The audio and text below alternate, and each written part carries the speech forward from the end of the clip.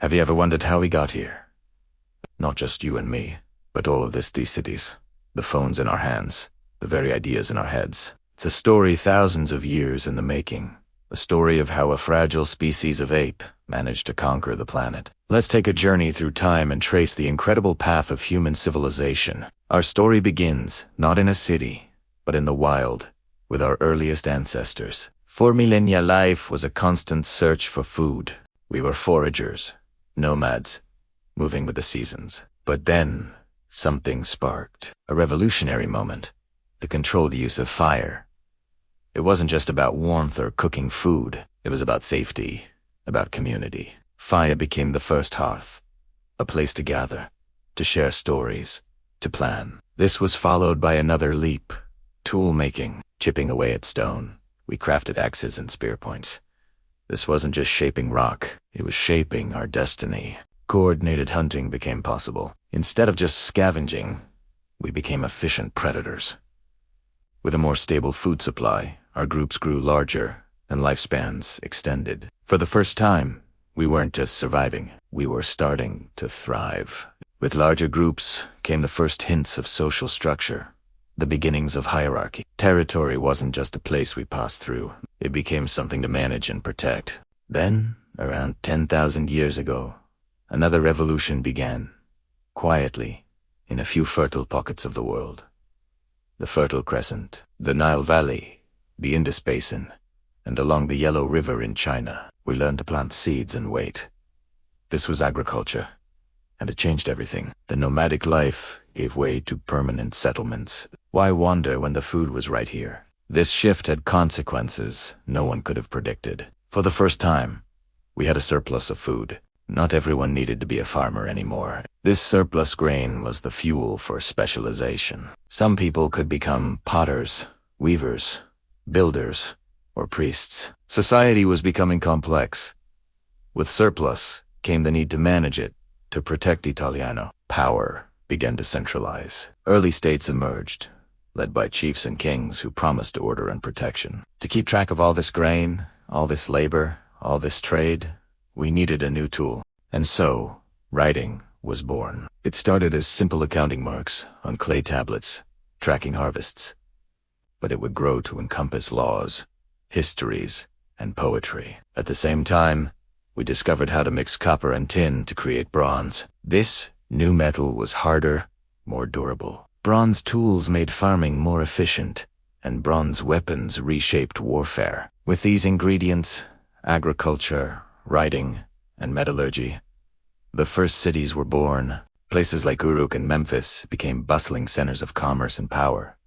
These city-states weren't just large villages. They were organized societies with armies, taxation, and grand ambitions. Rulers built monumental structures like ziggurats and pyramids, not just as tombs or temples, but as powerful symbols of their authority, visible for miles around. These burgeoning civilizations didn't exist in a vacuum. Long-distance trade networks began to form, linking Mesopotamia, Egypt, the Indus Valley, and early Mediterranean societies. Goods, ideas, and technologies flowed across deserts and seas, creating a connected ancient world. This early foundation set the stage for what we call the classical civilizations. In Greece, radical new ideas about democracy, philosophy, and mathematics took root. In Persia, a massive empire was built, perfecting the art of bureaucratic administration. In India and China, profound philosophical systems and scientific advancements flourished. Empires like the Roman, Han, and Mauryan learned to manage vast territories and diverse populations.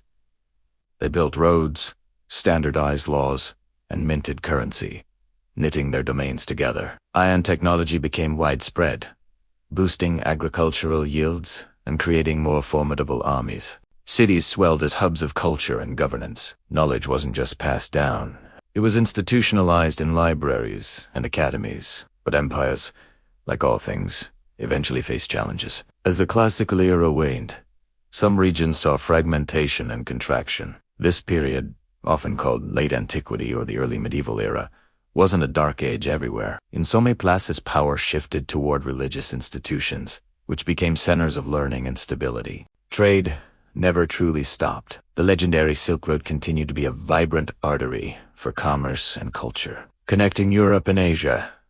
During this time, the Islamic Golden Age blossomed. Scholars in cities like Baghdad and Cordoba made breathtaking advances in mathematics, astronomy, medicine, and engineering, preserving and building upon classical knowledge. Far to the east, Song Dynasty, China was experiencing its own marvels, developing early forms of industrial production, movable type printing, and the world's first paper currency. And across the Atlantic, completely independent of this Eurasian story, the civilizations of Mesoamerica and the Andes were building their own complex societies, with unique systems of agriculture, astronomy, and stunning architecture. Then, in Europe, a new energy began to stir.